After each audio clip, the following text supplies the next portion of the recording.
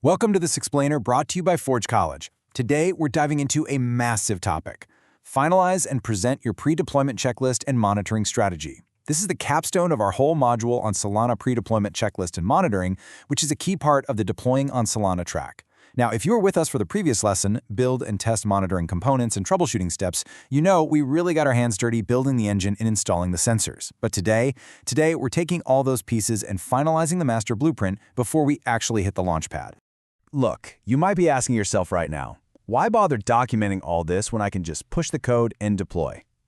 Well, let me tell you, a checklist of good intentions is absolutely not going to save you at 3 a.m. when the on-call alarms start blaring, the network is congested, and you haven't slept. We document precisely because we have to prove our system won't explode on the launch pad.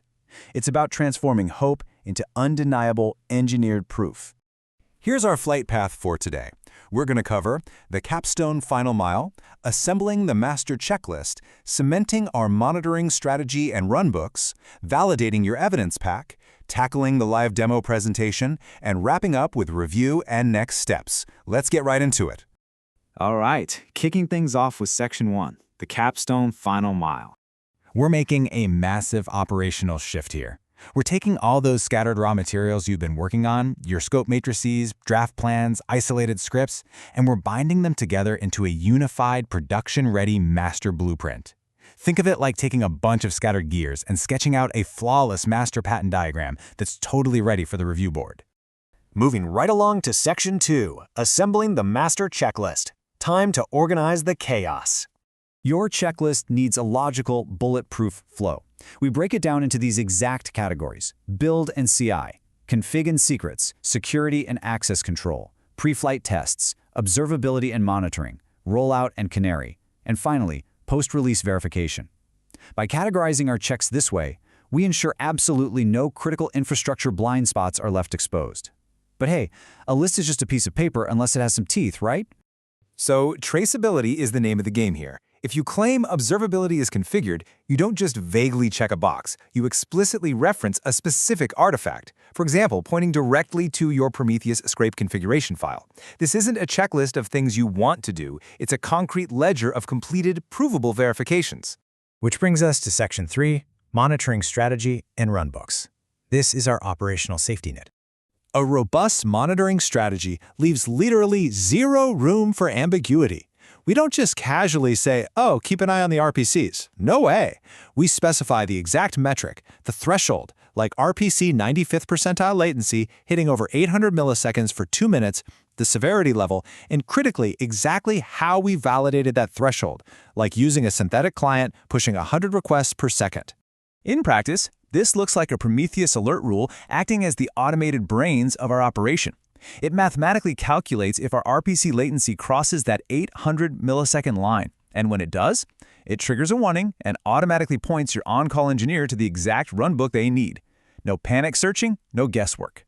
And what does that runbook actually look like? Well, for your high-severity alerts, you need highly reproducible runbooks with 5 very specific steps: the alert expression, immediate checks, exact and parameterized remediation commands, verification steps to prove the fix worked, and rollback actions if it totally didn't. This guarantees swift, error-free fixes when the pressure is on. All right, Section 4, validating your evidence pack, our concrete checkpoint. Think of this phase as your final pre-flight simulator run. You run through your checklist, pass or fail, and then you intentionally break things. You trigger a controlled alert using synthetic load just to prove your monitoring actually catches it. Then you execute your runbook to fix it and finish off with a dry run of your presentation. Survive the simulator, and you're ready for the real deal. Once you ace that validation, you compile all these artifacts, your checklists, strategy docs, runbooks, presentation decks, and the actual monitoring logs that prove your alerts fired and resolved into a single evidence pack zip. This package is the ultimate deliverable. It is the undeniable proof that your system is ready to launch. Next up, Section 5, the live demo presentation. The slightly terrifying stage where we step away from the code editor and actually have to talk to humans. Your ultimate constraint here is a 12-slide maximum deck. It has to be incredibly concise and crystal clear. You need to hit the problem statement, readiness summary, monitoring highlights, runbook examples, release gating criteria, and the emergency rollback plan. The goal is to let the decision makers rapidly assess remaining risks without forcing them to decipher raw Prometheus logs in real time. But here is the ultimate test for any systems engineer. What is your fallback script if a live demo command times out while everyone in the room is staring at you?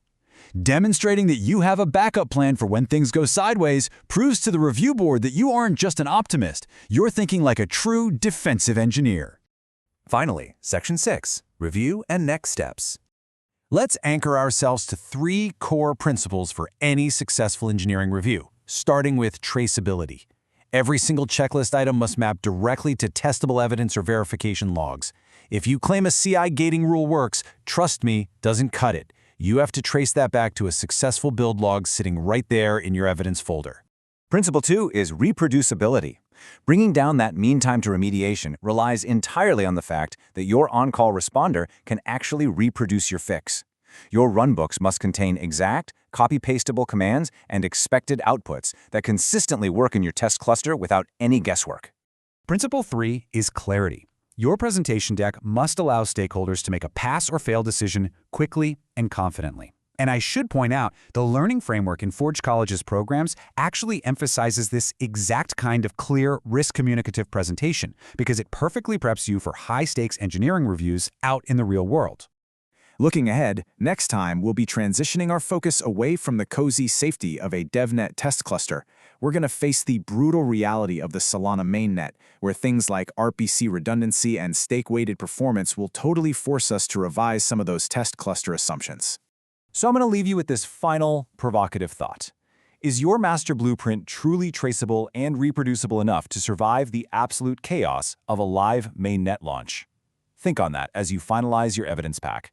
Build it right, document it clearly, and be sure to visit forge.college to level up your development journey and explore more awesome Web3 explainer topics. Thanks for joining me on this explainer, and I'll catch you in the next one.